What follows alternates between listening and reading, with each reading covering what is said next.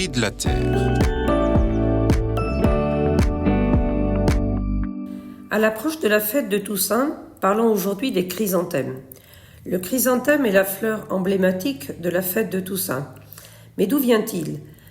C'est après l'armistice de 1918, après la Grande Guerre de 1914-18, que les chrysanthèmes ont été choisis pour fleurir les tombes des soldats disparus au combat. Il est devenu la fleur des morts et la fleur des veuves de guerre. Il est depuis associé à la fête des morts qui a lieu le 2 novembre. Pourtant, son histoire est bien différente. Il est né en Asie, il a été cultivé en Chine depuis plus de 2000 ans, et il est en fait l'association de deux mots grecs, chrysos qui signifie or et anthémis qui signifie fleur. Il est donc la fleur d'or, plutôt associée à des fêtes joyeuses en Asie. Au Japon, par exemple, il est symbole d'éternité et des pétales de chrysanthèmes sont jetés sur les mariés lors des fêtes de mariage. Pour la France, c'est en 1789 que les premières boutures ont été importées depuis la Chine.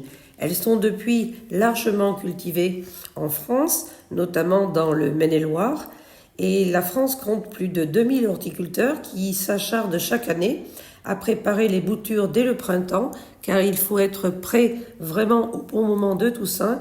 C'est la période consacrée où 60% des végétaux achetés sont des chrysanthèmes à ce moment-là. Si en 2023, 4 millions de foyers français ont acheté des chrysanthèmes, les ventes sont malheureusement en baisse. Alors n'oublions pas nos défunts, pensons aux défunts de nos familles, allons sur les tombes et gardons le caractère religieux de cette offrande de chrysanthèmes à ceux qui nous ont précédés. Bonne fête de Toussaint à tous.